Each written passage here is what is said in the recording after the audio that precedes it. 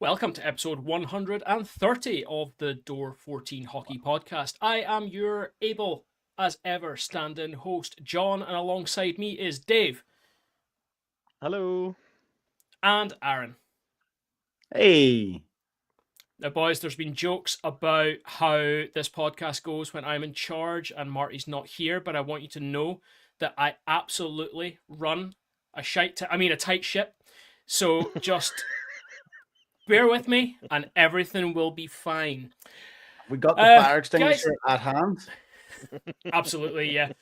If the background just bursts into flames, it's because Marty has snuck in because he really, really doesn't like the way that things are going on the podcast, which is even more the impressive considering he's in Belfast and I'm in Fife. Guys, how are you? Dave, it's been a long couple of weeks, couple of interesting games. I think you've been to a couple of them at least. I've been as many as I can do. Yeah, it's been good. It's been a good few games. Got the family out to the Flyers match, which is a good one for the boys. I heard a dirty rumor that you weren't sitting at door 14. Couldn't get tickets for the whole family in door 14. It's too popular. Best seats in the house, you see. Ended up behind the Fife fans. Now, to be fair, there was a lot of Giants fans up behind there. Obviously, it's just they weren't selling a hell of a lot of Fife ones.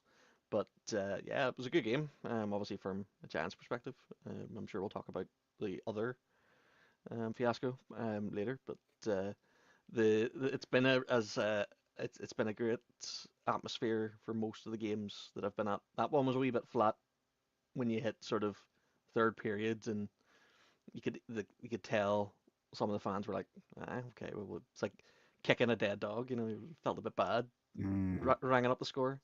And you could tell the players felt the same a bit. You know, they did take their foot off the gas a bit, and like, it's great to win, but yeah. When there's nothing in it, it's kids loved it.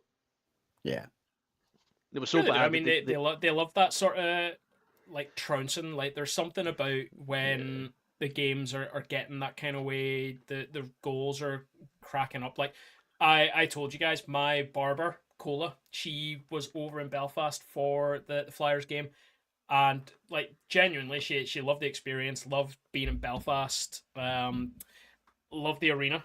It's her first time as it turns out. I went for a haircut this week. I was chatting to her, and that's why you're wearing a hat. Are you trying to hide it? No. And anyone who wants a good haircut in Kirkcaldy, go to Har Barber, just down from the rink. It's an excellent haircut, is what you'll get.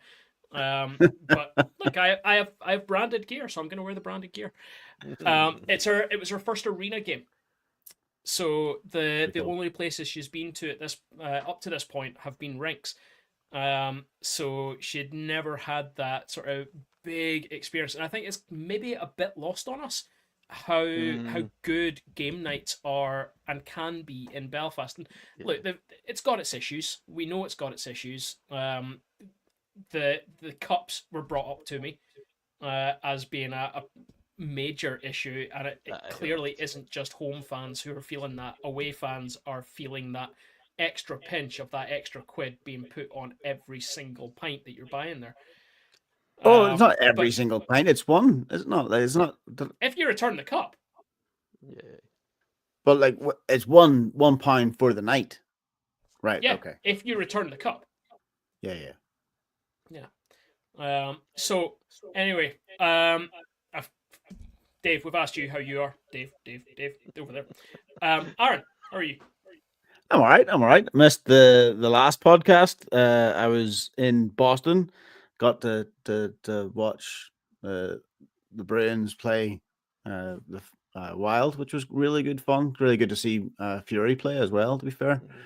Wasn't Wild's night, to be fair. That was his last official match in Boston as well, wasn't it? I believe this is his last season, right? It is, yeah. Yep. But I can't remember if we had another match in Boston or not. Yeah, so really, really lucky to get to that. And again, it's that feeling that you're saying about going to a stadium and then going to like an NHL stadium. Like it's just huge. I think it was like $100 and we were up in the nosebleeds. You may as well have been right back at the back of the wall. But great atmosphere. Love I actually quite like the Boston fan base. TD, They're quite funny. So they are. TD Gardens. I haven't. Yeah, It's yeah. one of the arenas I haven't been to.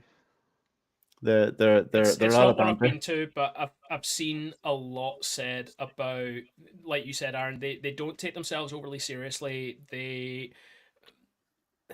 understand the weight of history that comes with that team, but they Yep. wear it very lightly, which is to their credit. They're there to have fun, and they do. So much of their PR material always ends up on YouTube because it's so funny. I remember The the one bear. with their mascot. There was the one with the mayor, but there was also the one with their mascot with the Boston fan, and was it a Habs fan? And it was like they were on a date, Yes. and they were at the concession stand. He bought a box of popcorn, and the mascot suddenly turns up behind them and bats the popcorn bucket out of his hand. And I was like, no, no, no, no, keep it in Boston, pal. Yeah. Which it's brilliant. There's a great Right. example. I went to a different sport. I went to basketball. Did you know there's two clocks in basketball? Like what? Oh, shot clock. Never heard of it. I was like, why is that second clock there for 24 seconds all the time? Anyway, that's not this same fan base, right? Same type of vibe and all that kind of stuff. And they were just it was fun slagging to the players. It was just like, hey, I don't like your shoes.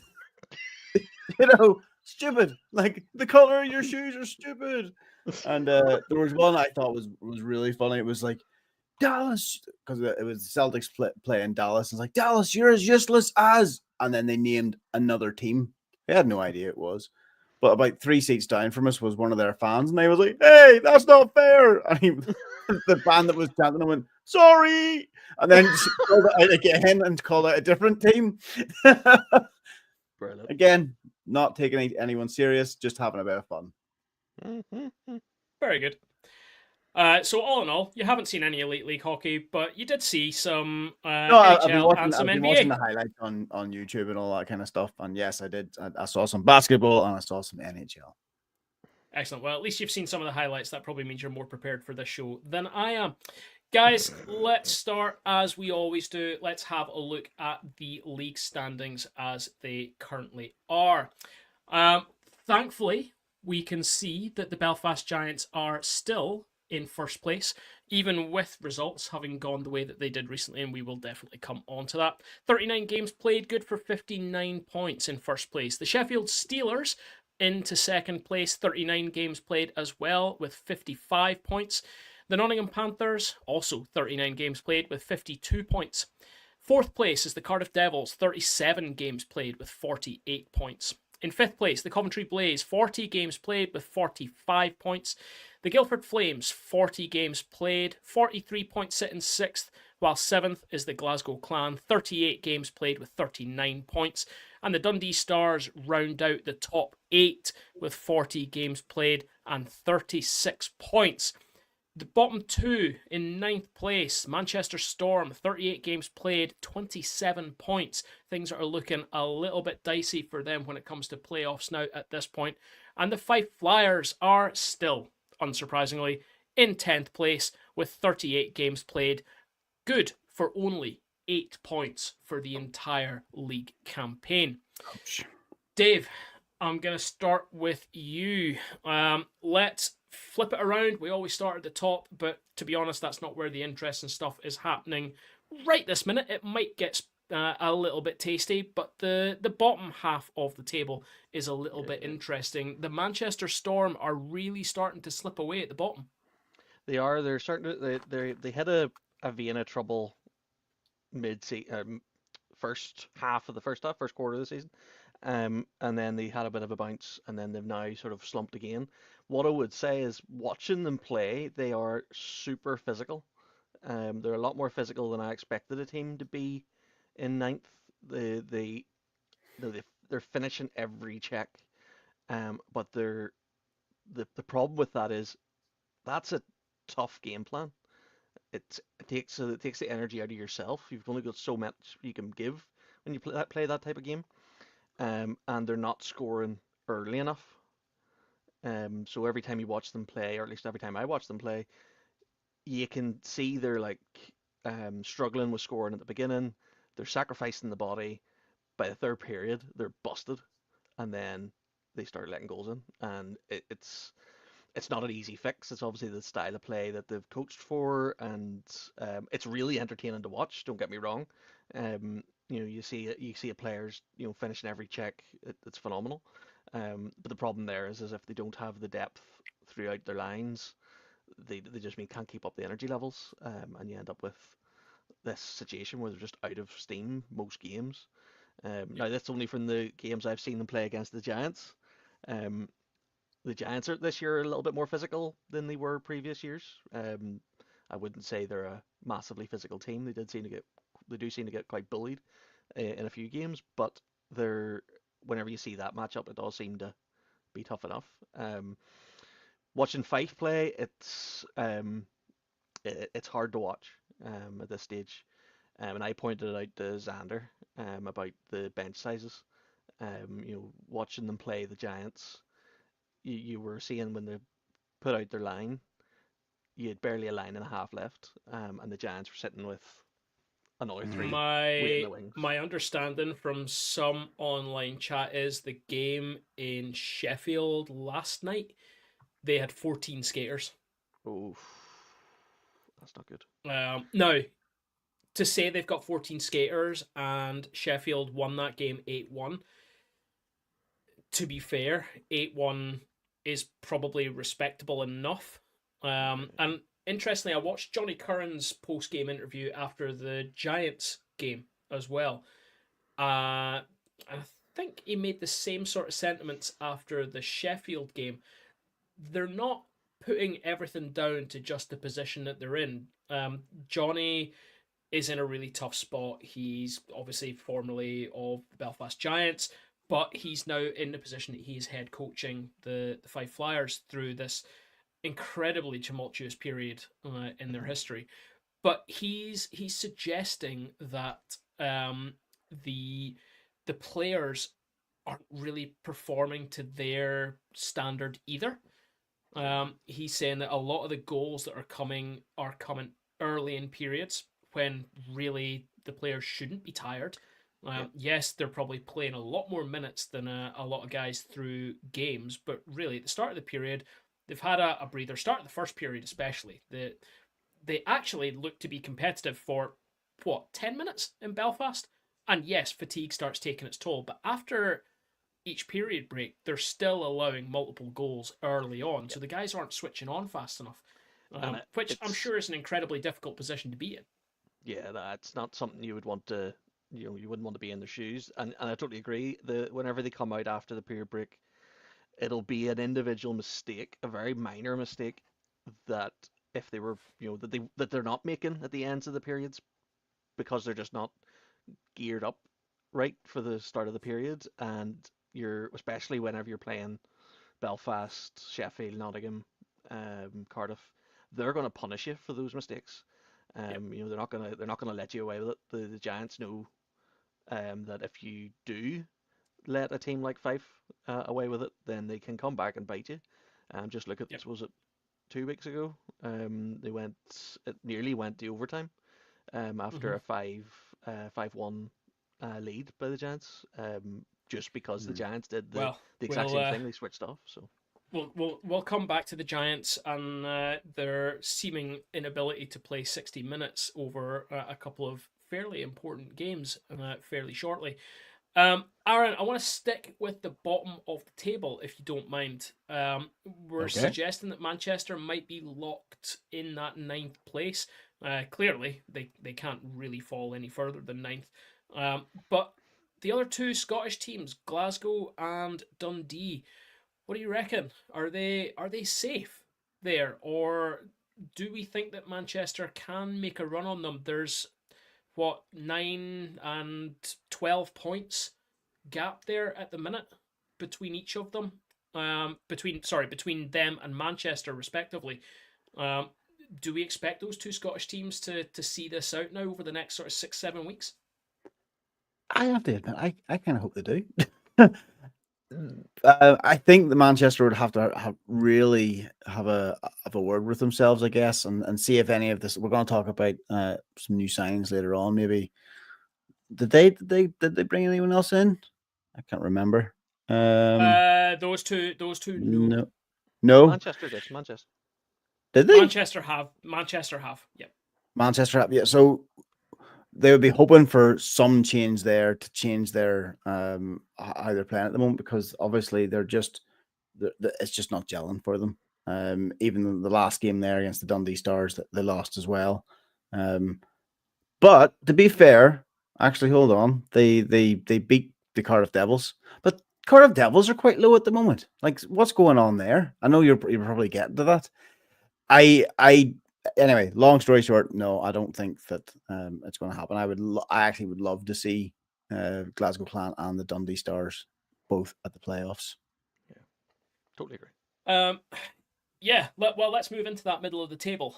Cardiff Devils sitting fourth, Coventry Blaze sitting fifth, and the Guildford Flames sitting in sixth. And really, you could throw a blanket over those three teams. There's only 5 points between them. Guildford have had a fairly substantial downward trajectory over the last couple of months. Similarly, for the Devils, they rode more than half the season in first place, and then post Christmas, things don't seem to have been going their way. Is it the Conti Cup curse? They've lifted the dinner plate of destiny, and is that as successful as that team gets?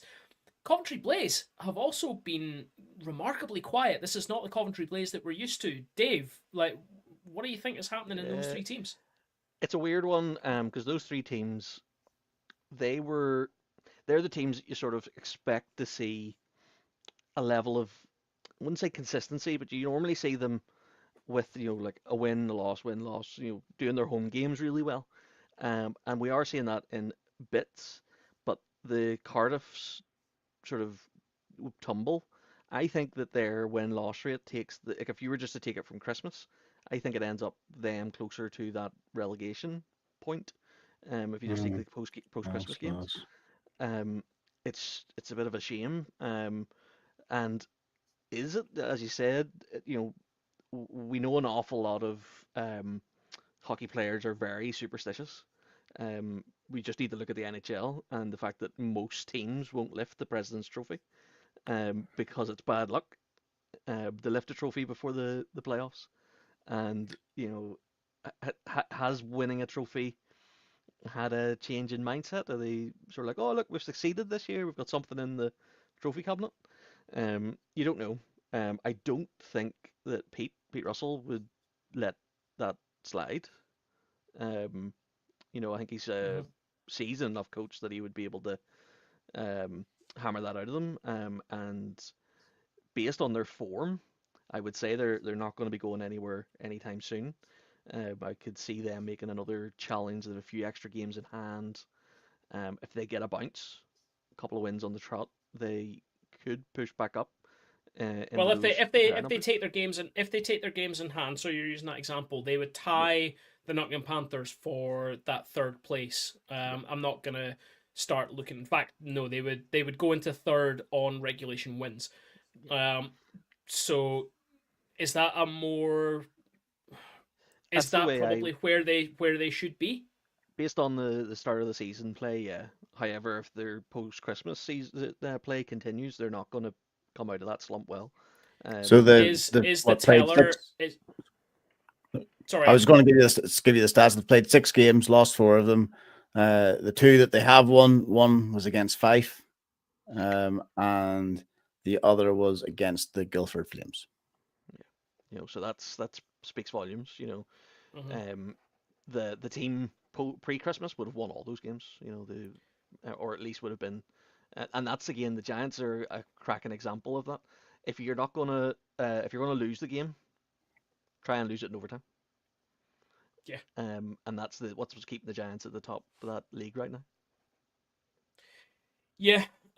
So let's tie that all neatly together then, Dave. You bringing the Giants into this chat.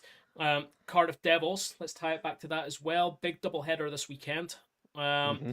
The Devils are in town. They're in Belfast for 2 games. I believe it's Friday, Saturday. is the double header. Yep. So obviously points are really important for Belfast. These are two home games. The weight of expectation perhaps is on Belfast, but the weight of the season, you like to think, is probably on Cardiff as well. Yeah, if the Giants win both of these, the leagues, they're on course with their plans. If they lose both, they've opened it up to Sheffield. If Cardiff lose both of these games, that's going to be a struggle to recover from. Yeah. That's a big hit. That's you're losing points that would bring you back into the contention for the league trophy. If they don't, it's going to be there's going to be a lot of people extremely annoyed because they were at the start of the season a phenomenal team. If you're the Sheffield Steelers, are you looking for the Cardiff Devils to take both games, or are you hoping for a split weekend and nobody comes out any really further forward? I would say the Sheffield Steelers will be hoping that the arena explodes, but That's an extreme answer. but yeah, split weekend is the best thing that they would be hoping for. I think the worst case scenario for the Steelers isn't necessarily the Giants winning both games. It's that if the Giants won one game and lost one in overtime, and Cardiff won one game and lost one in overtime, I think every Steelers fan will start to cry, because that means that both teams have one's catching you and the other one's pulling away, and that could be dangerous. Do you think the Steelers are going to be where they're playing Nottingham? What are your thoughts there? That match, it's always a flip of the coin, and it doesn't even matter on who's performing well and who's not performing well. Biggest rivalry in British hockey, apparently. Yeah. And they're both playing well at the moment, right? Exactly. Yeah, and so there'll be nothing between them. I'd say it'll be tough. And no, we don't. We're not going to talk about. Oh, we are. Well, we'll talk about the Panthers signing, which we'll kind of talk about. Grande, their Nottingham's netminder, who is the unsung MVP of this season, in my opinion, and he only came in just before Christmas. He's been unbelievable. So really, what we're saying, Steelers' worst nightmare this weekend is Giants win one, lose in overtime, and Nottingham win. Yeah. Well, Steelers' worst nightmare is they just continue losing. I say continue losing. They're not in a losing streak right now. The Sheffield Steelers look like they're incredibly strong going into this this back end of the season. And does anyone else think it's nuts that we're into single figures of weeks left in the league now? Like most teams are sitting around the sort of 15, 16 games to play. Like we're probably only 3-4 podcasts away, probably 4 podcasts away actually from the second trophy of the season, or sorry, 2 of the 3 trophies having been awarded. The less said about the Challenge Cup, the better. But we will come on to talk about it very, very quickly in a moment. And we're probably 5 podcasts away from the end of the season, which is just absolutely nuts. This season seems to just be disappearing. Rapid. But guys, let's move it on. We've looked at the Elite League. Let's look at the Challenge Cup, because we always kind of have to look at the Challenge Cup anyway. Guys, we've got one tie has been sorted. The Sheffield Steelers officially can no longer defend their Grand Slam. They have been knocked out of the Challenge Cup. They took what could arguably have been said was a comfortable lead, a 5-3 victory over the Cardiff Devils in the first leg in Sheffield, and then took that 2-goal lead to the Vindico Arena in Cardiff, where they lost 4-1 on the night, losing by 2 goals on aggregate. Guys, that's not without controversy. There was a goal awarded on the first night in Sheffield. Sheffield were not impressed by the goal being given. There was a coming together off the play. The Cardiff Devils, to their credit, there was no whistle. They continued to play, they pressed up, and they scored a goal. And we saw the usual Aaron Fox jack-in-the-box story. Did he break another iPad? Absolutely nuts. He might well have done that, guys. iPad budget is just probably bigger than the player budget for the Fife Flyers. Well, I mean, here iPads aren't cheap. No. Unless he's going to some reputable resellers. I wonder if he's got an account with CEX. Not an ad for CEX, by the way, guys. Sponsorships are available. CEX, come ahead. Probably more than one of us could do with a tech upgrade through some of this as well. So slide into our DMs, CEX, and upgrade us. Guys, the second tie, then the Belfast Giants and Nottingham Panthers. The Belfast Giants with a fairly dominant display in the home leg, the first leg, with a 3-0 victory. We will see this tie tied up and completed in Nottingham next Wednesday. Sadly, not a podcast day, because you have to believe I would be right on that with the goal horn should we be podcast. But you never know. Maybe we'll do a special podcast just to hear the goal horn for every single goal. Guys, without going into the discussion about the Challenge Cup and all the issues that come with the Challenge Cup, Sheffield Steelers are out. Does this mean that we see a fairly angry Sheffield going into these last few weeks, Dave? Yeah, I would say you're probably right. They will want to come away with something, and the only one that is that you can sort of work towards at the minute is the league. So they're going to push everything into winning the league.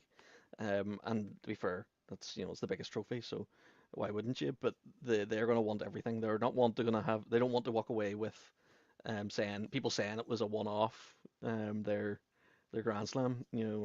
They'll want to prove that yes, we didn't get the Challenge Cup, but we still done X, Y, and Z. And as much as I don't have an awful lot of nice things to say about Aaron Fox, he is a phenomenal coach, and he does get those guys moving. And he is emotional, and the team and the fans get behind it. And hopefully it'll it's always interesting to see a challenging Sheffield team. If you've got in my opinion, this is something I've said before in the podcast, if you've a poor Nottingham, poor Sheffield, the league feels poor. And I think this year feels a bit more exciting because both have been pretty good. If you think they don't get the league, do you think that the playoff weekend is that they're just they'll throw out to bulldoze? Yeah, they'll throw everything at it. Hope something sticks, because it's they will need to walk away with something this season. They can't, because they came off the Grand Slam, and we know what it's like coming off it and walking away with nothing. It's hard to swallow. And so they'll push everything towards it to try and get something. The only comfort the Giants had is we came off 4 years in the trot winning the league, so it was you're like, oh no, maybe next year. Yeah, we didn't do that, but we're still successful. Yes. Aaron, the Belfast Giants are taking a 3-goal lead to Nottingham in the Challenge Cup. We've been here before, and we massively banana skinned. I still remember this was it. I want to say was it like 2015-16 or 2016-17. We took what should have been a commanding lead. Back when the final was a 2-leg, I believe. We took a fairly commanding lead to Nottingham. It was 5-0 or 5-1 or something daft. It was something like that, and we got railroaded as soon as we went to Nottingham. It was just a blowout. 3 goals ahead. It's still not done. The Steelers couldn't do it with a 2-goal lead. Nottingham, a team on the rise. Yeah. Give us your expert analysis, Aaron. Yeah, I think every game that we talk about, it's always when you're up at that top of the league, it can be anything, and especially if we just talk about having goals in hand, and we're going to talk about this later on, and then the wheels falling off in the last 10, 15 minutes or so. We've seen that fairly recently, so there's always a risk. I do, even though we've got 3 games in hand, there's still a risk. The what is Paul saying here, guys? If you aren't, I missed that comment. If you aren't bothered about the Challenge Cup, feel free to throw away your 3-goal lead when you play us next Wednesday. Paul, there's a risk, man. There's always a risk. If you I beat hope the there Steelers won't on be. Saturday, you can have the Challenge Cup personally, but that's no, like the Nottingham Panthers, watching them play, they're a good team. They're a phenomenal team this year, and as I said briefly in the intro at the very start, Grande, the netminder, all the netminding troubles I think have come good, because Grande's been phenomenal, and he was like that 3-0 doesn't show his performance. He was on his head. The Giants just put away the goals when they could. They were clinical, but he was an unbelievable netminder. Like it could have been higher. They done what I said. They capitalized on a few mistakes and they end up in the back of the net, and you're scrambling to recover. But he was phenomenal. They're a team that's on form that could pull it off if they wanted to. Well, if they wanted, of course they want to, but if they try hard enough, there's a good chance they could pull it off. There's a risk. Yep. Yep.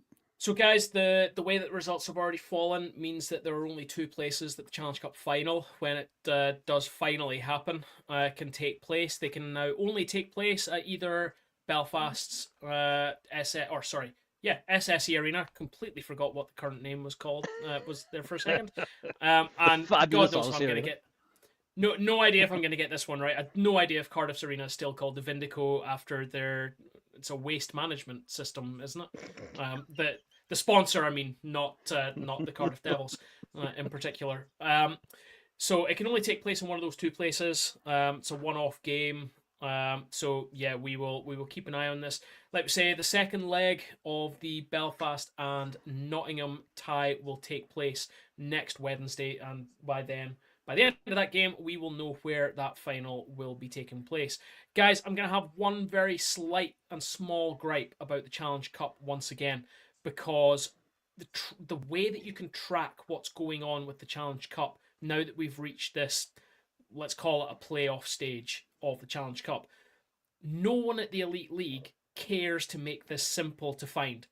If you go to the Elite League website right now and go to the Challenge Cup tab, do you know what you get? You get the group stage. Yeah. You get the group stage. It tells you nothing about what is currently happening in the Challenge Cup. So, yeah, that's how interested the league are in making the Challenge Cup something to be interested in. I've got to admit, I was frantically looking at that tab trying to figure out what was happening while you were talking. I was like, "Where are we? Who's doing what?" I had a very, very quick gripe. I did a TikTok live earlier tonight when I was doing some of the prep work for tonight's podcast, and I can only apologize to everyone who was on that stream, because all I did was moan about the Elite League for a good 10 minutes about the way that they treat the Challenge Cup. If you want us to be interested in it, guys, put some investment and put some time into the presentation of it. It's just horrendous. Guys, we have spent plenty of time talking about the Elite League, and we're not even in period 1 just yet. Let's have a look across the water, and let's have a look at hold the on. NHL. There's no fancy diagram today. That's why I come along. I want to see a John special diagram. No, I've no John special diagram, and so far I haven't figured out why the gift didn't work last week or last podcast either. I had it all arranged just for you, Aaron. I have a really, really nice gift. Now, I was able to show it last podcast by just sharing my screen, but I don't know why it won't work on our streaming platform. It was a labor of love, and I have to be totally honest, I spent way longer on it than I should have, and I just didn't have the time to prep it this time round. And before anyone asks, no, I'm not doing it for the NHL because it takes enough time to do it for 10 teams, let alone 32. So, let's get into the NHL and the current standings, and I'm just scrolling up the page to actually make sure that I've got the current and up-to-date table, because I am incredibly guilty when it's my turn of putting the wrong tables up, but I can confirm that I do in fact have the most up-to-date tables. In the Eastern Division in the Atlantic Conference, the Florida Panthers sit with 57 games played and 71 points, good for first place. The Toronto Maple Leafs, 55 games played, good for 68 points, and the Tampa Bay Lightning are in that third position with 55 games played and 66 points. In the Metropolitan Division, the Washington Capitals, 55 games played, good for 80 points. The Carolina Hurricanes sit in second, 56 games played for 70 points. And the New Jersey Devils, 57 games played, good for 68 points. The Wild Cards, currently held by the Ottawa Senators and the Detroit Red Wings. In the Western Division, in the Western Conference, in the Central Division, the Winnipeg Jets sit in first with 56 games played and 81 points. The Dallas Stars, 55 games played, good for 72 points. The Minnesota Wild, Dave's team, 56 games played, good for 70 points. In the Pacific Division, the Edmonton Oilers, 55 games played, good for 72 points. The Vegas Golden Knights on 56 games played with the same number of points, 72. And the LA Kings, 53 games played, good for 65 points. The wild cards in the West currently held by the Colorado Avalanche and the Vancouver Canucks. Guys, honourable mentions also go, because we always like to keep track of our own teams. Aaron, Philadelphia Flyers sit way down in the wild card ranking, sitting in 9th, 57 games played, good for 55 points. You're, 6 points off the wild card, so not miles away, but it's going to take some doing. And my own Nashville Predators sit just above that position over in the West. They sit in 8th place with 54 games played, good for 45 points.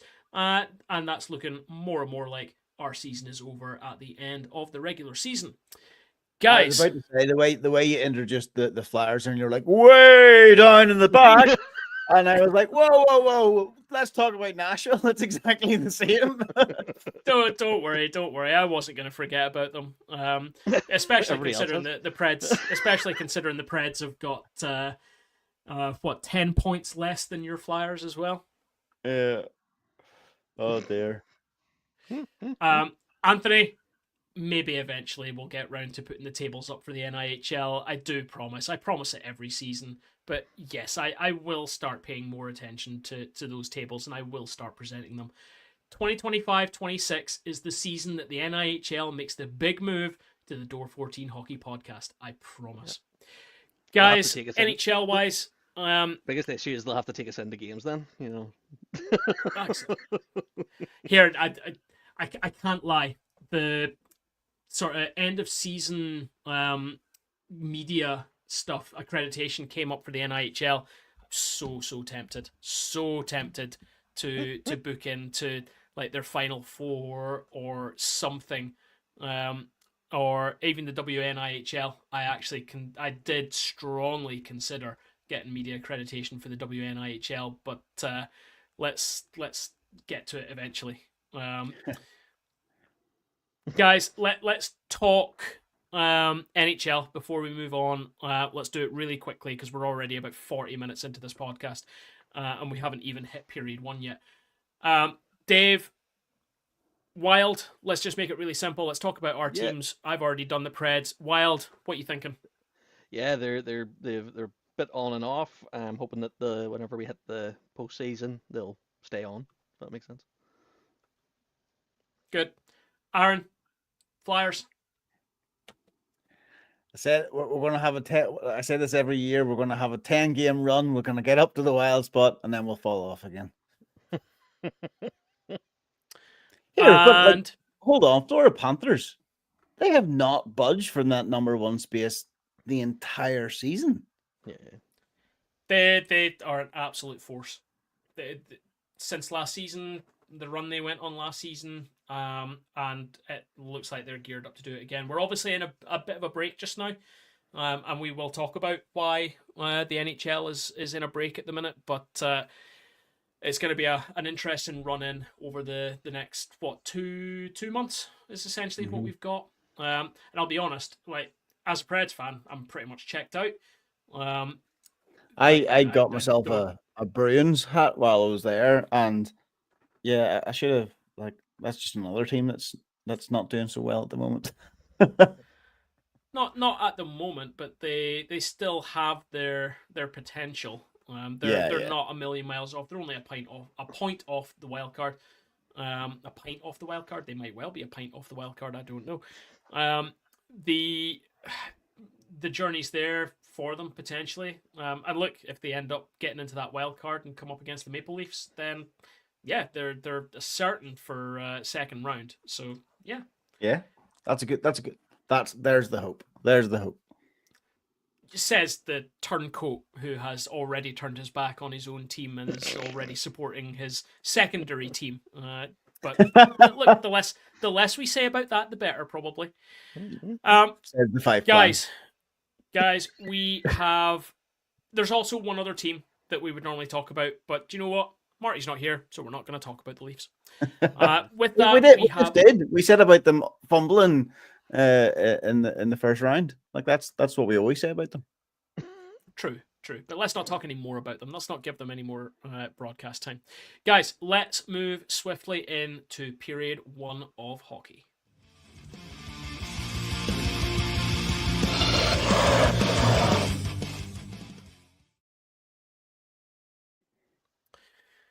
I suppose I'm going to have to take it this time. Period 1 is our roundup of local news. The best part about this is I can't wait to see the panic that comes over our faces when we get to period 3. So, local coverage, it is pretty much entirely EIHL news this time around. Guys, we've mentioned a couple of signings, but what I'm actually going to do is just start with the other story before we sort of move on any further. There was one, I want to say good or, well, positive news story that came out of the Belfast Giants Sheffield Steelers game. Sorry, no, it wasn't. It was the game against the Flyers at the Utility Arena. And Robert Dowd has become the greatest goal scorer for the Sheffield Steelers in their history. My browser has just decided to give me 8,000 adverts for the Yorkshire Post. Thanks very much, guys. So I can't actually read anymore. He had drawn level with Steve Nemeth on 356 and has now gone over that at the end of the game against the Flyers and stands as the all-time goal-scoring record holder for the Sheffield Steelers. Dave, he just continues to add more and more accolades. It was when you. So I read the post, which is surprising. I normally don't. So I read the post, and it's I actually read their Twitter post when they were outlining all the goals he scored against other teams in the Elite League, which is fantastic. But they only counted it as Sheffield goals while we're in orange. They didn't count the 15 goals he scored against Sheffield when he was playing in teal. They sort of omitted that from the list very quickly. Well, I mean, rightly so. It's a Sheffield record, not a league record. Yeah. Still not funny that way. No, Dowdy's Aaron, he's quality player. Yeah, he's a household name now. Not just in Sheffield. People know his name now. They know Robert Dowd up and down the league. They know how dangerous he is. They know how dangerous he's been for Team GB as well. I think I have a Dowd jersey here somewhere. You have a jersey for almost everyone in the league, Dave. That's not an achievement. That's just stating an irrefutable fact. Yes, well, it's a Giants one. That makes it even a bit more. I'm not going to have a Steelers jersey. You should have worn it. Should have worn it tonight and just went, I think it's over there. Should have worn. That would mean that there was some sort of preparation done for the podcast. Yeah. Things got it in one there. You got it in one. It's like whenever he said about Boston, I was going to get my Thornton jersey, my signed Thornton jersey down, but I don't know where it is. See, in all honesty, Dave, if somebody asked you to put your hands on a jersey, a particular jersey, how much lead-in time would you actually need?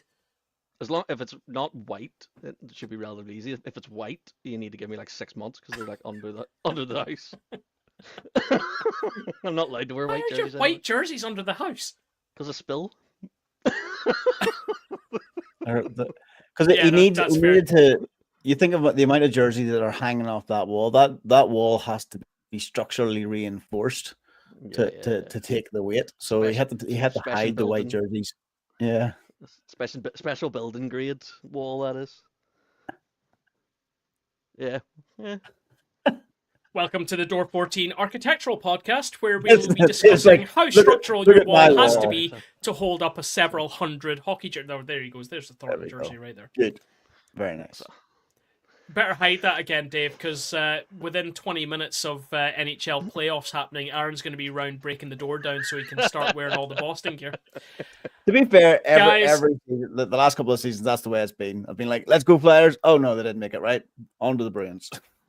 just getting used to it.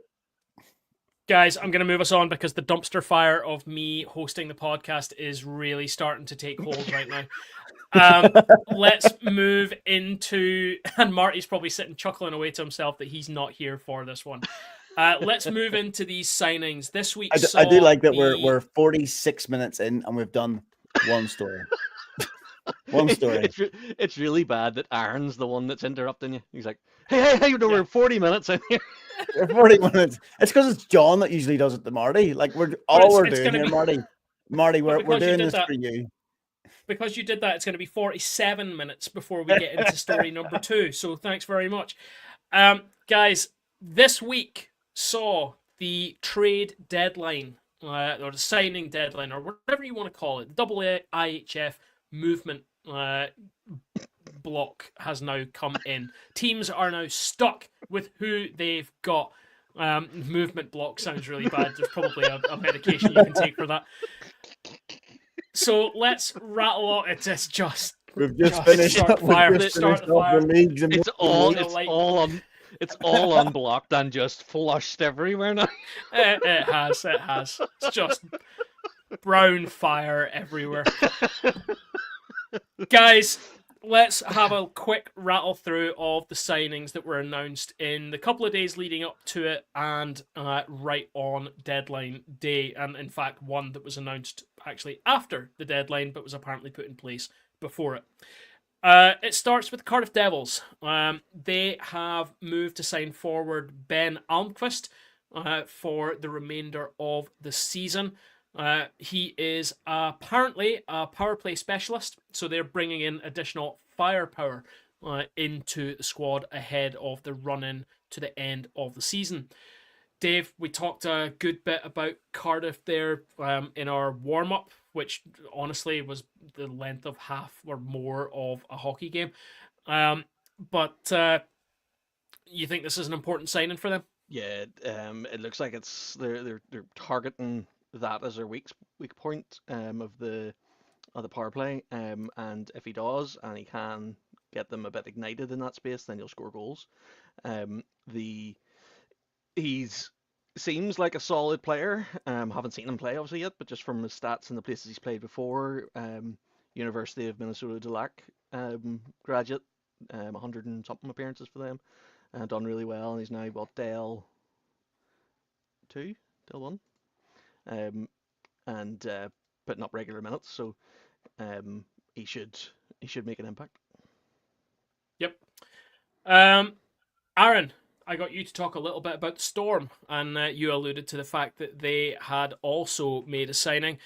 They've also chosen to sign a forward. This time, Harrison Keynes has come across, and most recently having played games for Nipissing University in the U Sports League. They're bringing in a young gun, hoping to get themselves out of that 9th spot. Any reaction to them signing that? Do you think is it more for? I suppose it's for the rest of the season. Is it just for the season, or do we save it as a multi-year contract? Is it just to get them out of this hole, or is it a bit of a rebuild to get them back into that middle top of the table? I believe it's just for the end of this season. There's no announcement of it being a multi-year signing, so he's just signed up for the remainder of the season. I would probably hazard a guess that these signings that are being made at this time of the season are all guys who are either have been playing or have been released and are just desperate for ice time at this point. So I wouldn't suspect that any of these signings that we're going to have a look at now are anything other than just for the remaining few weeks of the league season. Yeah. No, that's fair. That's fair. Yeah. He's young enough. He's got a fair amount of points and appearances there, so there is opportunity there. But it's going to be a fairly big turnaround for Manchester to get out of the ninth spot, I think. Yep. Especially with how Dundee and Glasgow Clan are playing at the moment. Yep. Speaking of the Glasgow Clan, there were some interesting internal moves going on in the league around deadline day. The first news that broke actually on the morning of deadline day was the fact that Clan defenseman Rhys Kelly had departed the Glasgow Clan. I believe in the Glasgow Clan statement it said by mutual consent. So they didn't break the signing story of the fact that he had moved to Sheffield. Dave, give us your thoughts on this one. Glasgow are still clinging on to playoff hopes, but to lose a defenseman to a rival at this point is fairly big. I read the statement by Corey Nielsen after the Sheffield announced the signing, and he seemed to be saying that he was going on his way out anyway. He was averaging 11 minutes a game, which isn't huge. You know, it's especially for someone that's been around this league that long. Obviously, Steelers think that it's going to fill a spot that they need defined strength, because I think they have one of their players is out for the remainder of the season. So it's you know yourself, whenever the teams are down in defense, you just need to find bodies at some point, and this might just be enough to get somebody on the ice to give somebody else a break. But we'll see. It's one of those ones where I haven't seen him make a massive impact for the Clan this season, and he was playing for someone else before the Clan last year, I think. Anyway, doesn't matter. So it wasn't huge. So, but if there's a problem space there for Sheffield, then they might fix it. We'll see. Yep. There's only one other outside of Fife. It sounds absolutely terrible that I'm saying there's only one more outside of Fife, because there's actually quite a lot of moves to talk about in Fife just over the last few days. And this was the fact that Jere Hutama has signed with the Nottingham Panthers, having left the Sheffield Steelers, where he was injury cover for the other two netminders who ended up injured. I mean, how many netminders have Sheffield had signed this season? Is it like 5 or something? Including some of their young two-way guys. But Hutama is moving into Nottingham for the remainder of the season. Aaron, I would come to you because I already came to Dave on the other one, but we know that Dave is the resident netminder expert. So, and Dave, you've been singing the praises of Nottingham's other netminder as well. So, what do you make of this signing? Yeah, it came at the right time. We've talked about this in the Elite League over the years. We're no longer in the position where you can have a single starter for the 53 matches or whatever it is. It just doesn't work anymore. There's not that possibility. So the Panthers have done the right thing here and have brought your man, I'm not going to try and pronounce his name, in to give Grande a break in this final run. And without that, you would be staring down the barrel of a few big losses, and especially coming into the playoffs. You want your netminders all to have the ability to step up, and if they're going to play if they play the last 14 as if it's playoff hockey, they're going to be busted. So having the opportunity to have another netminder of that quality is fantastic. I think that the Sheffield's contract just ran its course. It was only a monthly, so many months that he had been signed for. He hadn't been signed for the remainder of the season. So it's good that he found a home to play out the rest of this year. And you know yourself, as you just said, sometimes it's just about keeping ice time to the end of the season. I think this will fill that spot for him. Yep, definitely. That being said, his stats they're not rock solid. Either only 3 games. So do you think he's definitely going in there as a backup? He'll be going in rather than as a tandem? he'll be going in there to for maybe one match between now and the end of the season, or two matches between now and the end of the season. It'll be if You think he's there there's for the any Flyers and Manchester games? Yeah. if there's any niggles with Grande on those games, they'll set him out. And we've had the luxury of having Wiss and Tom McConnell both be solid this year and healthy. But we've seen it in the past. Like one of your netminders takes a knock, and then the deck of cards sort of crumble, and then you go scrambling trying to find somebody. So, and there's only so many times you can bring Besco out of retirement. So, break glass for Besco,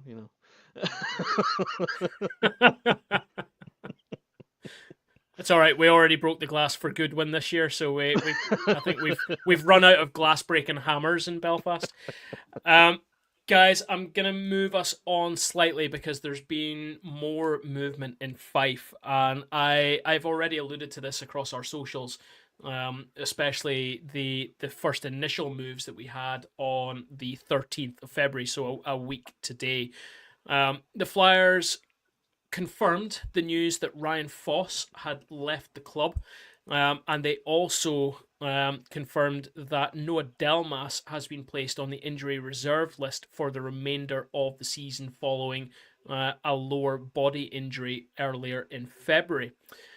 We'll come back to talk about Foss in a second because that's an interesting topic of conversation. But that then led to a very quick announcement of the return of former captain Jonas Emmerdal, who joins the team directly from the third tier of the German leagues, the Del 3, and weirdly has only played 4 games all season. Which seems interesting. So I did allude in some of my chat about, is this actually a meaningful signing, or is it just a case of giving a former captain a skate out for the rest of the season and letting him say goodbye, and potentially letting the team say goodbye on ice with someone who was particularly well liked. Separate to that then, today we had an additional signing.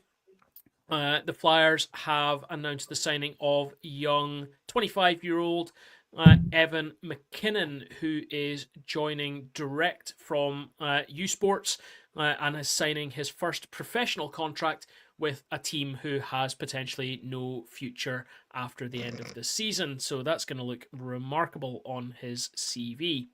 I'm assuming no relation. Sorry? I'm assuming there's no relation.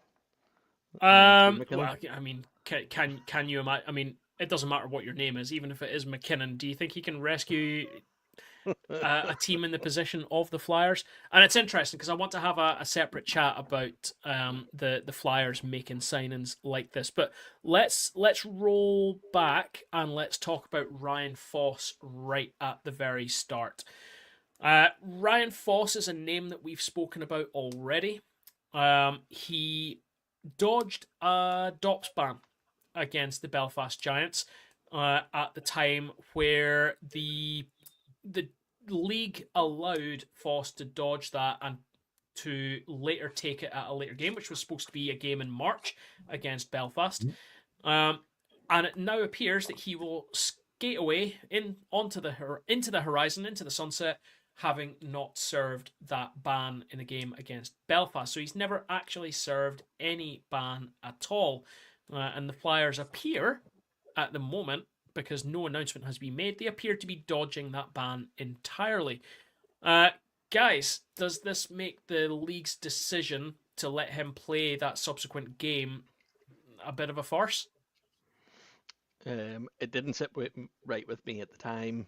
Still doesn't sit right with me. It just seems if you can't if you can't put out the players, then there is a system for forfeiting games, and if you can't field the team, then you forfeit. And if that's because of a ban, but the issue was deeper than that, because immediately as the league said yes, Foss can play, the Flyers then signed a multitude of 2-ways and ended up with, I believe, 16 or 17 skaters. They've currently been playing with less.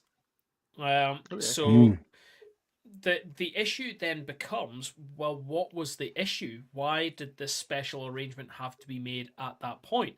And I think the Flyers, through releasing Foss, have kind of made the league look a little bit silly at the end of this. And perhaps they're looking at it of, well, we don't really need to keep a positive reputation with the league right at this point. If we do come back, it's going to be with new owners and all the rest of it, so maybe we get a fresh slate.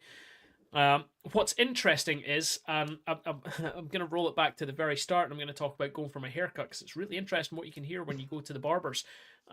Interestingly, Foss was parted ways with the club prior to the travel to Belfast. He'd been in chatting quite a lot about getting ready for his travel to Belfast just a few days before that. There are significant rumours here in Fife of big financial black holes and what's going on.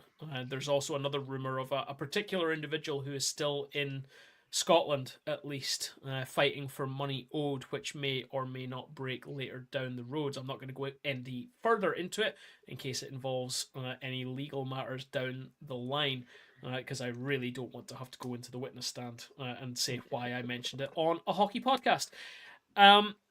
So yeah, there seems to be really interesting behind closed doors going on in Kirkcaldy. And guys, it brings me on to another discussion point. This young 25-year-old Evan McKinnon has signed in Fife. How on earth are Todd Dutiam and Johnny Curran selling this team to guys to come and play? Yeah. The team is sitting bottom of the league, haven't broken into double figures on points, collapsed out of one competition already, will not make playoffs. They have a finite number of games left. I think it's about 15 games left. How on earth have they managed to sell this to Evan McKinnon to come not just come and play? This isn't a guy that was here anyway. This is a guy that's coming over from North America to play in Kirkcaldy. How has that been sold? Is it the fact of just getting significant ice time? Like, we're not talking that he's going to get like 11 minutes here. We talked earlier about Fife not having the lines. So these guys are going to get significant ice time. Is it also is that possibly Big Jolly? We jolly over to Fife. You know, does he maybe have? Do you think they've got him? Do you think they've got him a tea time at St Andrews? Yeah, stuff like that. That's what I mean. You know, like, is he going to be playing matches and then out doing as much sightseeing as he can, and then as soon as the season's over, back on a flight back home? You know, spend the next couple of months. Possibly. You know, maybe he thinks he has family. Maybe he'll do some genealogy research or something. You know, some of these younger ones coming to the league can make, especially for a team like Fife, if he comes in and even if he's just okay, he could make fairly big waves in the local press and the elite league as a whole, because all it takes is him to score a few goals, and suddenly, you know, a Fife player scored a couple of goals. You know, it's something that's really interesting, and it could be a nice wee stepping stone to somewhere else in the league, or in the UK, but we'll see. Yeah, Anthony, we talked about this sort of thing last time when the sale was announced. What we need is Rebecca, what's her name, to come in and buy the club and bring Ted Lasso in as the new head coach going forwards. But yeah, it adds more intrigue for me about what's going on over here in Kirkcaldy, about how they're selling this, especially given where they are. Ownership's up in the air, and all the rest of it. I think it's incredibly interesting. It's also interesting to see Johnny Curran's statement on the signing of McKinnon, saying he'll be used in all situations, which will help spread the minutes throughout our lineup. So basically, they're saying guys are playing too many minutes. We found a guy who can just jump out and spread the minutes. So yeah, that seems to be what they've done, is just found someone that they can throw on as a bit of a utility player and spread those minutes out. But it's only the one player they've signed, even that they've let some go and Two they've signed. 2. So they've got McKinnon and they've got Emmerdale back.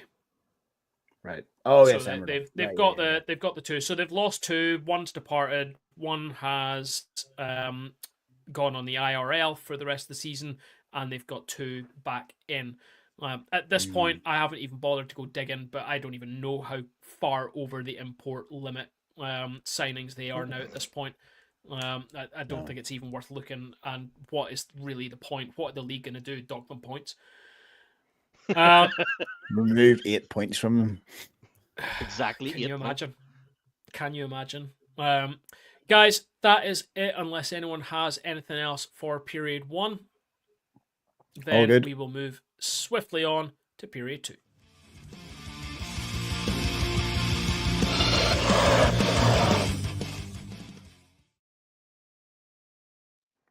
Hello and welcome to period 2 of hockey. This is where we'll cover everything international. And now we are an hour and 5 minutes into our podcast. And it's super short and sweet.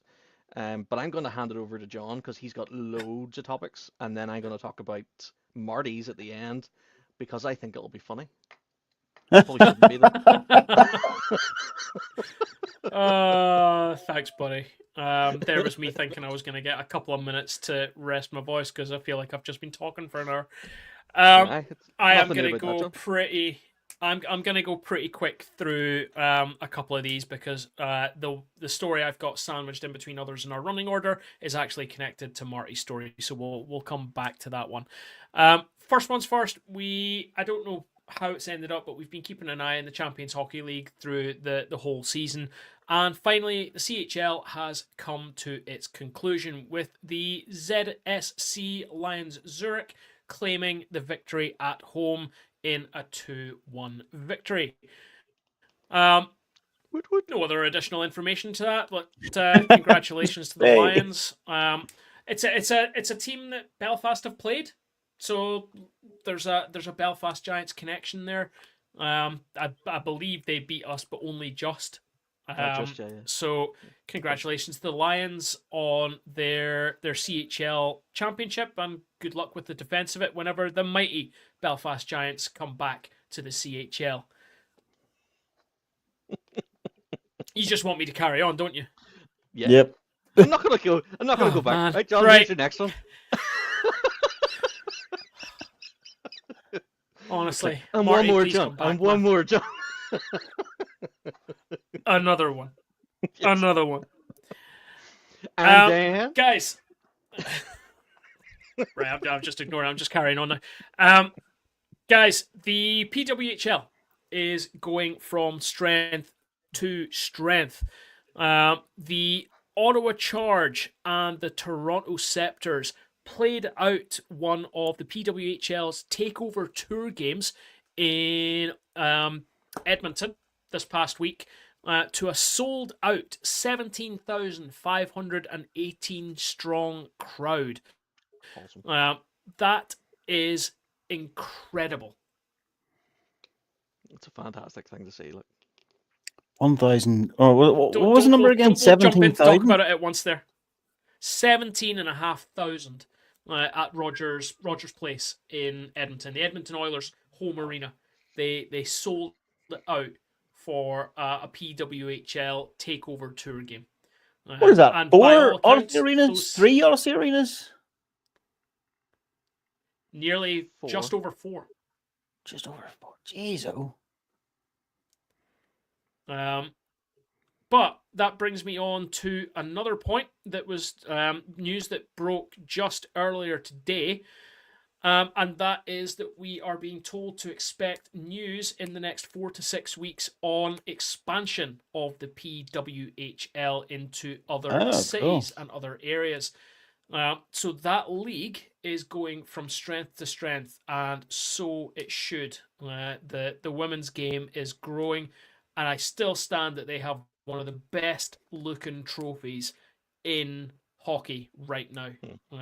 It is an astonishing bit of silverware. It puts our Challenge Cup to shame. Which one? It's a good write up as well. There's a lot of information in here. That's pretty good. But like 17,000 people, that's a lot of people.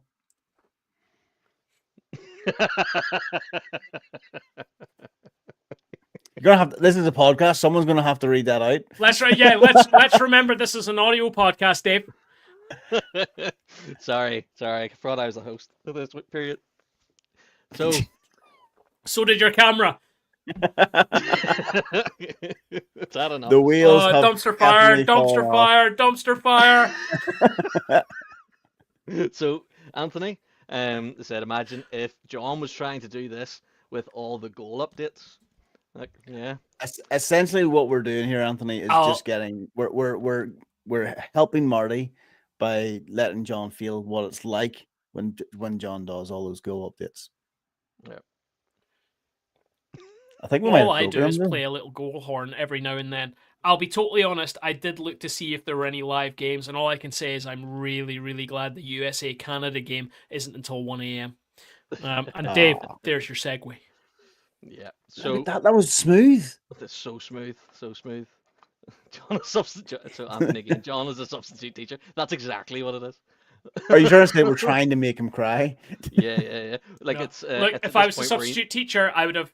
If I was a substitute teacher, what I would have done is start the podcast and then just told everyone to start colouring in. Yes.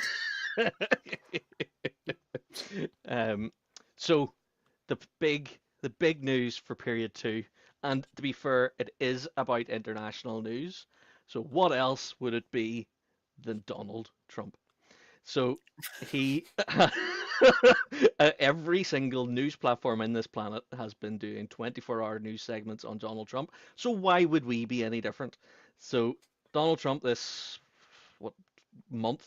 I don't exactly know when he said it, but has been on a political vomit for the last number of weeks.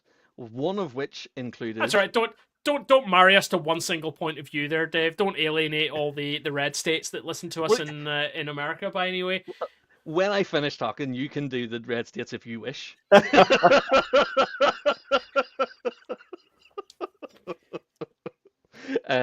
So he has expressed his interest to make Canada great again by turning it into their 51st state. Now, the first thing that annoys me. I saw that movie. I don't remember it being in Canada. But you know the thing that really annoys me? See, if I was sitting in Puerto Rico, I would be so pissed. But do you think many people would get the reference if it was like, we're going to make them the 52nd state? Yeah, we'll make Puerto Rico first, and then we'll make Canada. But anyway, so where does Greenland sit? It's going to be a somewhere to the east. Yeah, it's going to be the Vegas of the north, like his Arabia of the east, you know. So he did this, and Canadians, rightly so, did not take this well, which led to the USA Canada game during the Star Spangled Banner being drowned out by boos and jeers.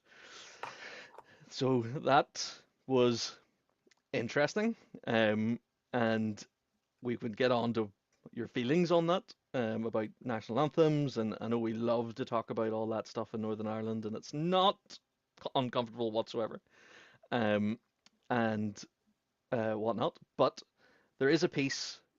Was it for the same game, John, that your ticket prices were about?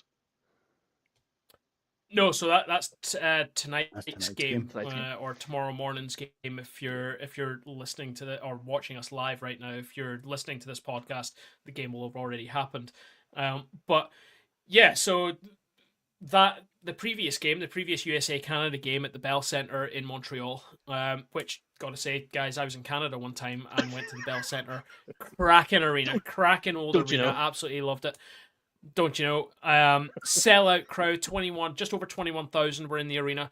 Star Spangled Banner started, and the Canadians in the crowd started booing Star Spangled Banner. Now, it's been happening at USA Canada games in Canada. There's been reciprocal. So I mentioned at the top of the podcast that in Nashville, it was probably the most audible that it's been heard yet. The Tennessee having been a very, very red state in the last election, and to be totally honest, in most elections. And it's led to the rivalry being reignited, really, between the Canada team and the US team, with so much pressure being put on the players to basically take a stand for their country. It's the first time in a long time, I think, we've seen this in hockey. Yes, it's always been a rivalry, but the game has been where it's been decided. This first game descended into absolute madness. There were 3 fights in the first 9 seconds of the game. And what's unsurprising is that John Tortorella was a coach on the bench as well. So I mean, take of that what you will. With fights straight off face off and Torts being involved as well. But what it means is we've got an incredibly tasty game in line tonight. So this is the final. It's the playoff final game between the US and Canada. This one will be played in, I think it's the US. I can't remember exactly where this final is going to be. But tickets are going for, on average, between 5 and 6.5K online for this game, with one pair of tickets being on Ticketmaster that one outlet has found that they're on sale for $10,000 per ticket. Center ice tickets, 10K. That is how invested Americans and Canadians are in this game. Like, it is insane how invested these countries are in this game. I took the 3 fights in 9 seconds because it was the only fights in the game, right? There were no fights later on or something like that. I just took it as because they're all obviously they're all hockey players. They all play for the NHL. They're all in a sense colleagues as well, right? Right. I just took it as some of them are teammates. Yeah, they're all teammates. I essentially didn't take it as let's stand up from a country. It's like there's tension here. Let's give them a show. No, that's how I took it. Maybe naively. That's not even if you watch the way the game starts, if you watch the way the players are fighting, these are not just let's get the crowd into this. The crowd was already into it. The rhetoric behind what's going on is massive. Now, don't get me wrong, the NHL did not know that this situation was going to unfold when they came up with the Four Nations face-off. But I don't think anybody was this able to. This has escalated hockey into a mainstream where it really had no business being.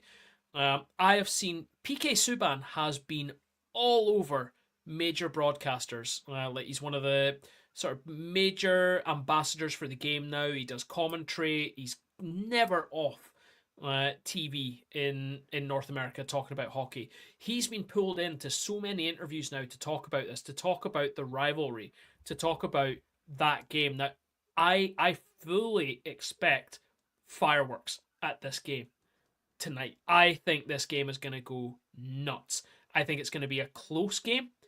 But there is so much for each of these countries to take from this game. You're talking full-on national pride. You're not just winning the tournament. It's embedded now. People who don't watch hockey have been talking about that first game, have been talking about those fights, have been talking about the booing of the anthems, because it's the only cross-border sport that they've currently got. So the NBA there's so much bit of riding on it right now. Or sorry, NBA as well. Sorry, yeah, but nowhere near the same level.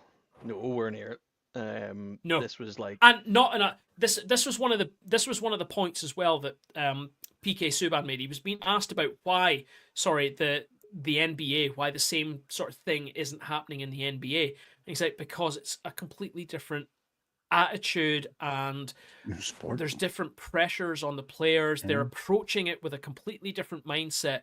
This is a sport where guys can drop the gloves. This is a sport where the guys are being incredibly physical. They can show what they're feeling on the ice and can do it as part of the game. The closest thing that I can see this being like is, and it's for me, it's to put it in context for me, is the Calcutta Cup in rugby. The Scotland-England game, which is actually also coming up this weekend as well. Scotland going for 5 in a row on the Calcutta Cup. It's not going to happen. We're actually going to lose it this year. It's coming. We know it's a foregone conclusion. But that's the sort of depth of feeling that's been felt across this, and it's been clear that it's so alien to Canadians and Americans of this generation, because this rivalry has fizzled out to almost nothing. The Americans lost interest in Canada for a long time because their main competitor they saw was Russia, and that too was fueled by political tensions and everything else.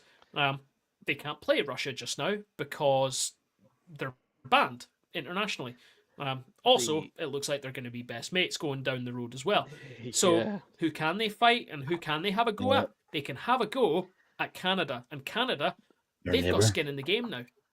The closest comparison, the old adage of Canadians being the polite guys is going out the window. It's, do you know what? Screw you guys. Let's have it. I've heard it on the news. Don't what was it? I don't confuse our kindness for weakness. Was what a lot of ones are saying. Yep. The only comparison I can make is the soccer, the football match between Ireland and England in Croke Park. Was as close as close of emotions that two countries could get that were at that stage polar opposites. And it's pushing relationships in that direction, and it's taken decades for that not to be a if you have those sort of matches anymore, that it doesn't blow up completely. Like so, I'm hoping that it'll remain civil, and we find a resolution and sort of that the hockey then takes the front seat rather than these the geopolitical tensions. Yeah, I spend my life in work dealing with geopolitical tensions, and there's a set of words I never thought would be said on this podcast. Geopolitical tensions. It's as we said in the last podcast I was on here. It's just one of those situations.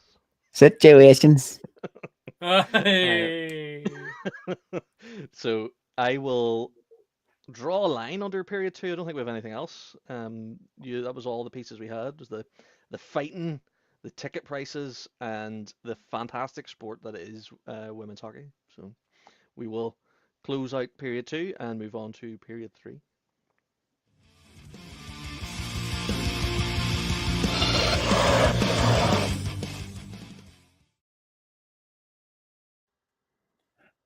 John said about an absolute fear of what's going to happen in period 3.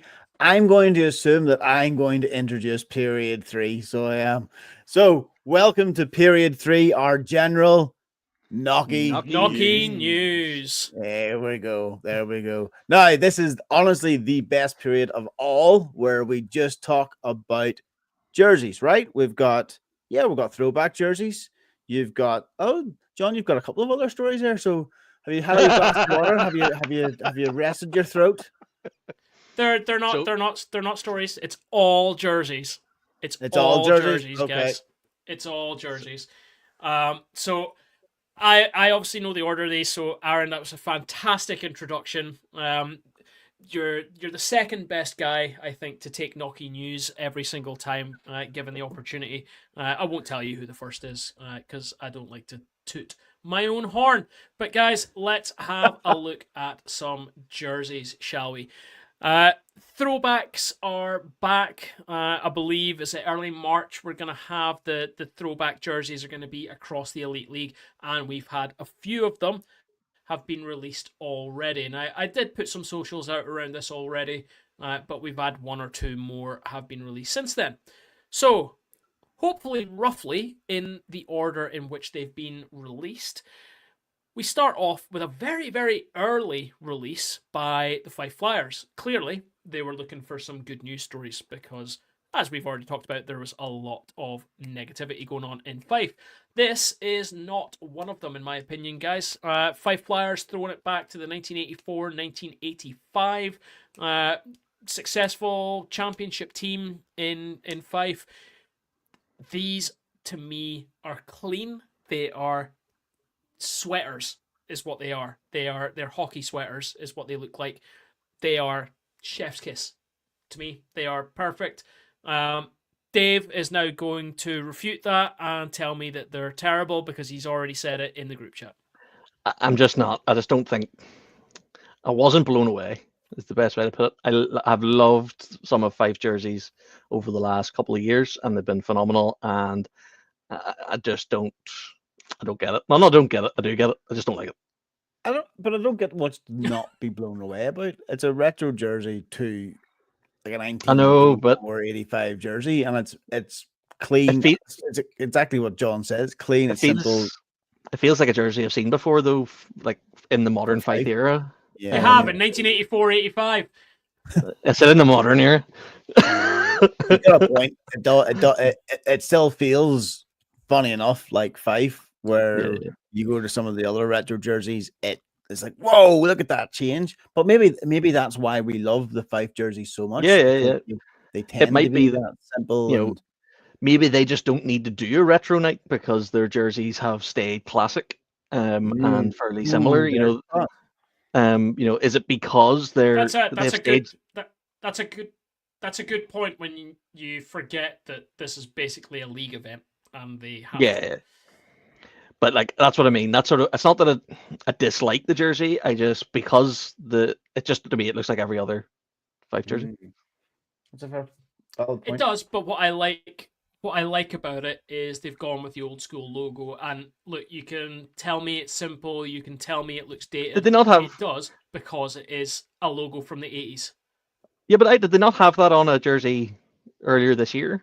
Not that one. Not that one. I thought they did. Their current logo, their current stylized logo is obviously based off this, but they're using the proper, just old school, simple winged puck, Fife Flyers, and that to me just speaks to the history of that club.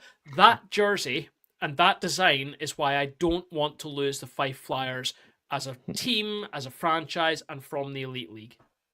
Yeah, and it is easier for you to have that nostalgia with a team from there, where an older Fife jersey to me just looks like a different Fife jersey.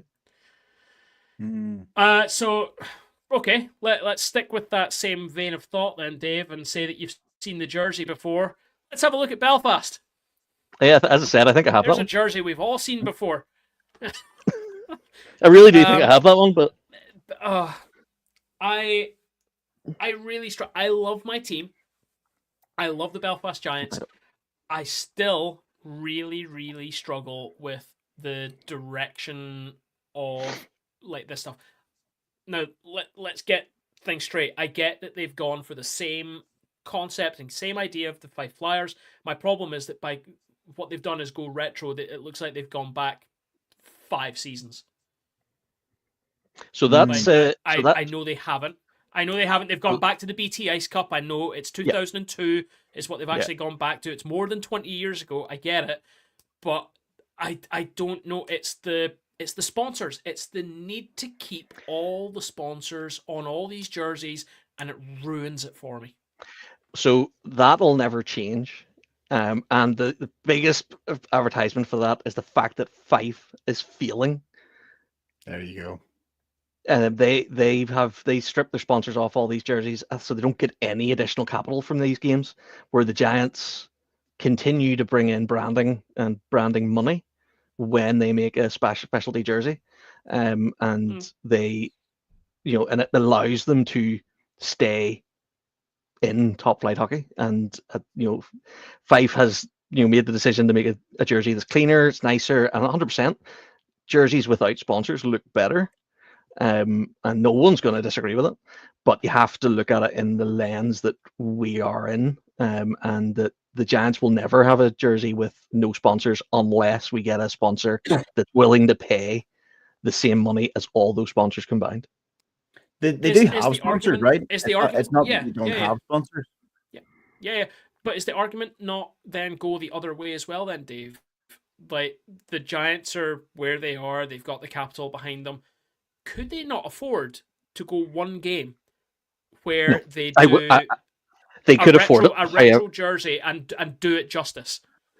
I would not want to have a branding conversation where you're talking to Stena so and so, and if this is say this turns out, I know it's probably not going to be, but say this turns out to be the league winning game. You win the league in this jersey and there's no sponsor on it. So when they're taking the pictures for the newspaper, their sponsors aren't shown. So the next season they're going to go, why would it bother? Sure, it didn't get the publicity. And it takes is one wrong move, especially from a sponsor's standpoint, and it becomes a waste of money. And you don't. But that surely comes down to organization, and if you think it's a league-winning game, before you lift the trophy, the guys go and put the teal home jerseys on. No, it would be these things are set out in stone at the start of the season, and they'll have agreed that the whole way through. And you've seen it throughout this season. Every single match has been sponsored, so they will also want to sit. So those sponsors of the match will want this, that they'll want the logos on the shirts in front of those people, and it's just this constant reinforcement of their brands. I know it's over the Belfast Giants and it takes away from the club and all this stuff, but that's why certain teams can charge sponsors a premium, because it's where they are and they're guaranteed. Listen, I'm not arguing the work that the comms guys in Belfast do, the work that the commercial guys have clearly done to bring on those sponsors, to bring the game night sponsors, the jersey sponsors, the board sponsors, the penalty box sponsors, whatever it is. They do a fantastic job. We know reasonably well that we've got a fairly well secure financially team, and they do an excellent job with that.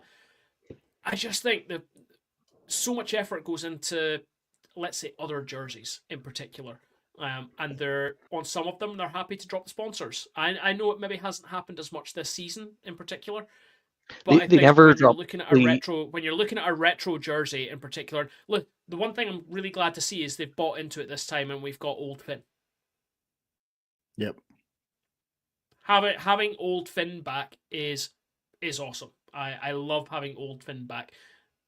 That wasn't done last time. We got was it Belfast typeface or Giants typeface or something that went across the face of the jersey. So to have Old Finn back is great.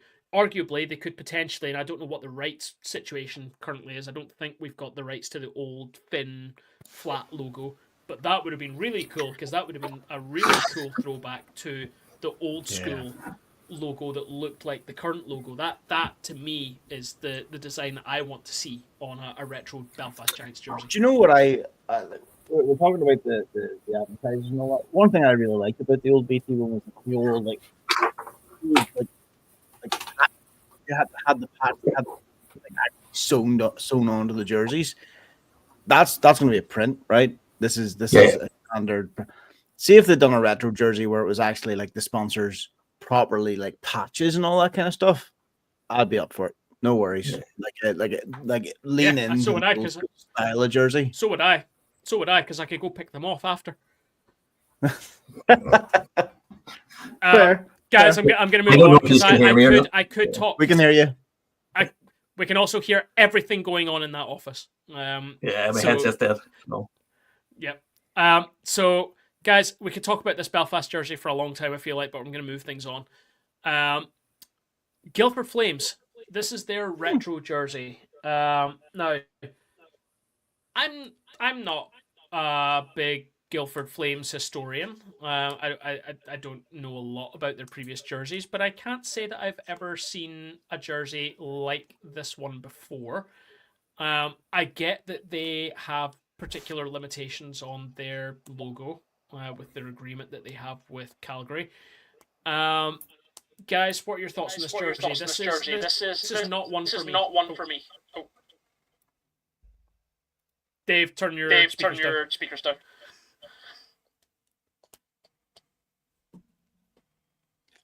I don't mind it. Nope.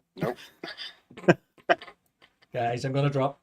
because I have no other options. I've only got the mic on the laptop, and it's garbage, and it's picking up everything. So have a good afternoon. We're round off without me. No worries, Dave. Okay. Bye. Okay.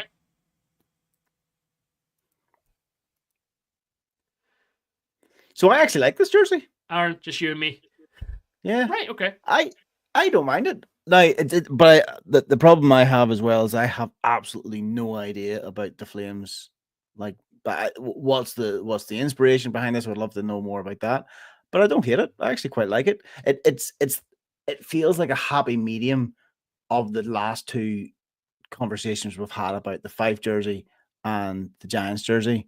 Fife being really simplistic and not a lot of advertisement or sponsorship. Where here we've got a fairly simplistic looking jersey, but also it's got the sponsorship there as well.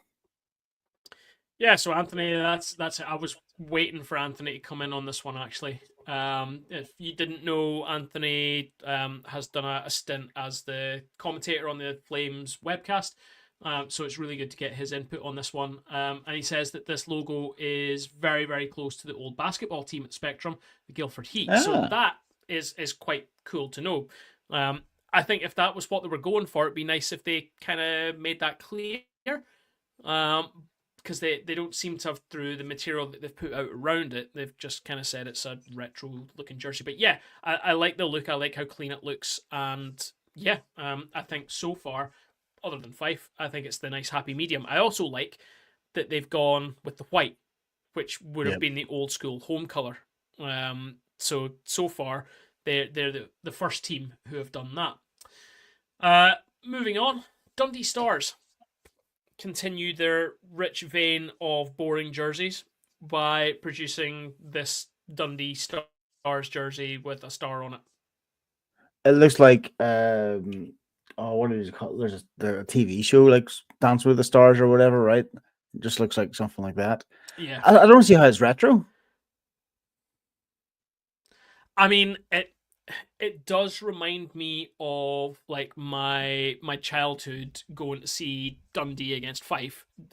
But to be honest, this season's jersey reminds me, and every season jersey that the Dundee Stars have put out since they joined the Elite League looks like that jersey. There hasn't been a huge rebranding of things. What I will say is it's clean, and if my issue is sponsors, they've massively reduced that. The little plastic Warrior W is on the front, and then their title sponsor, trademark, is on the back. They've dropped everything else from this jersey and made it like an old school sweater, which I've praised Fife for. My issue with this one is I just don't like the design. And not a big fan of the stars yeah, not a fan of the star on the arms, but looks like a packet. Yeah, exactly. Yeah, you're not wrong. Packet Milky Way Magic Stars, 100%. That's it for the retro jerseys, Aaron. We do have a couple of other jerseys to have a very, very quick look at as well. So the Cardiff Devils have released this special jersey for St. David's Day. Obviously the patron saint of, I was going to say Cardiff. It's not Cardiff, it's Wales. Wales is the place, Cardiff is the city. So this is for St. David's Day. I'm usually not a massive fan of these types of jerseys, but I get what they've gone for. Yeah. What I don't understand, and I get why there's a dragon there. I get why there are daffodils there. Why are they burning the daffodils? Oh. Yeah, because it's not the Flames, right? It's the Cardiff Devils. Because of the dragon blows fire. That'll be it. So one part of your national identity destroys the other part of your national identity. Listen, Unless there's some I story. get why they have put a flame on there. I get the visual idea that they've gone for. I feel like this is poorly executed. I think they could have done away with the flames. They could have kept the daffodils at the bottom. They could have kept the dragon, the Welsh dragon, on the chest of the jersey. And that would have been a better jersey than adding the flames and looking like you're. It also looks like they're trying to burn the dragon. If I'm honest, this looks like a flag burning jersey. Like, I think you're maybe getting too caught up on the flames themselves. That yes, they maybe take away from the jersey itself, but it's actually a nice wee jersey. It is, and look, don't get me wrong. People will go out and buy this as well. The one jersey I'm now realizing I haven't put in these slides, and I really, really wish I had, was the Coventry Keno Memorial jersey that they played in this weekend past. They had talk about national identity. They had a saltire on it. Looked like one of the old school Caps jerseys that had the saltire down the sort of bottom half of the jersey, and that was a brilliant jersey. I very nearly bought raffle tickets for the Keno jersey from Coventry, and actually probably, to be honest, I probably regret not having bought a few tickets for that. You'll have to bring it up in the next podcast then. Yeah, because I'll put in the copious notes that we take of these podcasts to remember to come back to stuff that, that thing that we're notoriously well known for is coming back. Well organized. Again. Let's talk about something that's incredibly poorly organized. Round up the rink from the Glasgow Clan. Someone done a cowboy thing recently. Was it them as well? Did they? It was them. Or was it us? Last season. It was them last season. We've done the cowboy one too. This is so poorly executed. This looks awful. I remember. I understand the sheriff's badge. Do something with your logo, rather than just stamp the team logo above a sheriff's badge. The warm-up jerseys are god awful. Don't have many nice things to say about these, to be honest with you. So no, I don't think I will. I really don't. I really don't. What? But when you say you understand the sheriff, why do you understand the sheriff? What do you understand about it? Well, no, it's sorry. I understand what they've tried to do.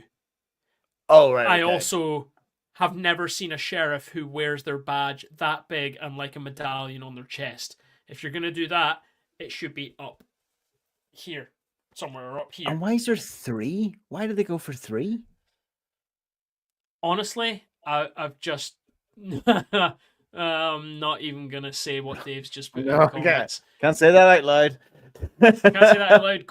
If you want to see what Dave said, go to YouTube. You can see it on the screen right now at 1 hour, 42 and 20 seconds. And that's a terrifying number to realize that we are 1 hour and 43 minutes nearly into this podcast.